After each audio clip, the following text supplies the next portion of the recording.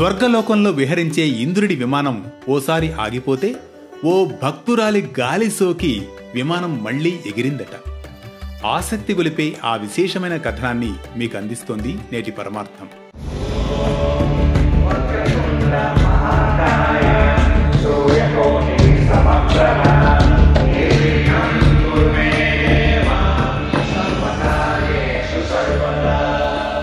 ఒకనాడు ఇంద్రుడు వినాయకుని భక్తుడైన భృగండి అనే ఋషిని దర్శించి తిరిగి స్వర్గానికి వెళుతూ ఉండగా ఓ చోట విమానం అకస్మాత్తుగా ఆగిపోతుందట.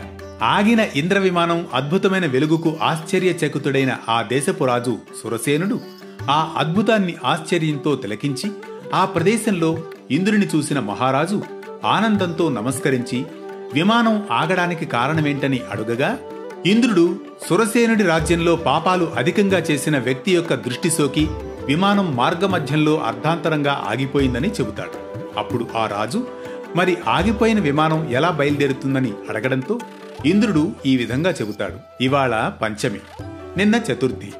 నిన్నటి రోజున ఎవరైతే ఉపవాసం చేశారో వారి పుణ్యఫలాన్ని తనకిస్తే విమానం తిరిగి ఎగరగలుగుతుందని చెప్పాడట. అప్పుడు సైనికులంతా చతుర్థి ఉపవాసం చేసిన వారి కోసం రాజ్యమంతా తిరిగినా దురదృష్టవశాత్తు ఎవ్వరూ దొరకరు.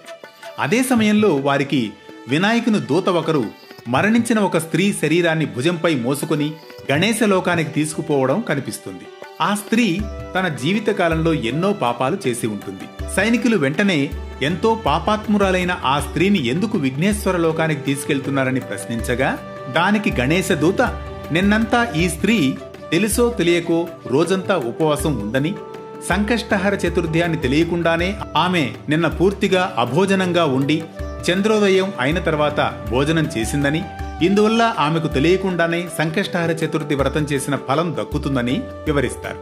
అంతటా ఆ సైనికులు ఆ స్త్రీ మృతదేహాన్ని తమకిమ్మని, అలా చేస్తే ఆగిపోయిన ఇంద్ర విమానం తిరిగి బయలుదేరుతుందని అడుగుగా గణేశదూత అందుకు నిరాకరిస్తాడు.